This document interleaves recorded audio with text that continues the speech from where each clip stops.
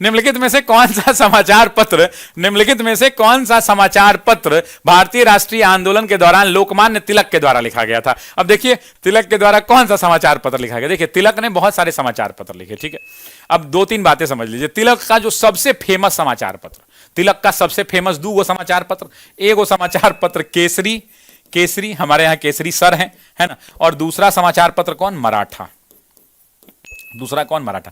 केसरी जो समाचार पत्र है वो केसरी समाचार पत्र किस भाषा में, तो आपको भी याद रखना है मराठी भाषा में। किस भाषा में, जरा कमेंट करना, मराठी भाषा में, मराठी भाषा में।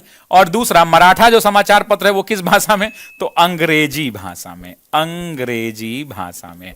आपसे पूछा जाएगा कि पहला पत्रकार जो जेल गया, पहला पत्रकार जो जेल गया, जो जेल गया, सुरेंद्रनाथ बैनर्जी, सुरेंद्रनाथ बैनर्जी। अब आते हैं तिलक की बात कर लेते हैं। तिलक की पत्रिका कौन सी हो जाएगी, केसरी हो जाएगी। आपसे पूछ दे कि तिलक ने केसरी के अंदर में क्या लिखा, तो अंग्रेजों के लिए लव लेटर तो लिखा नहीं, अंग्रेजों के लिए आग उगला। तिलक ने और भी बहुत सारी बातें कही, जैसे तिलक ने एक पुस्तक लिखा जिसका नाम था गीता रहस्य। जरा सभी लोग कमेंट कीजिए, तिलक ने क्या पुस्तक लिखा, गीता रहस्य लिखा, तिलक की लिखनी है।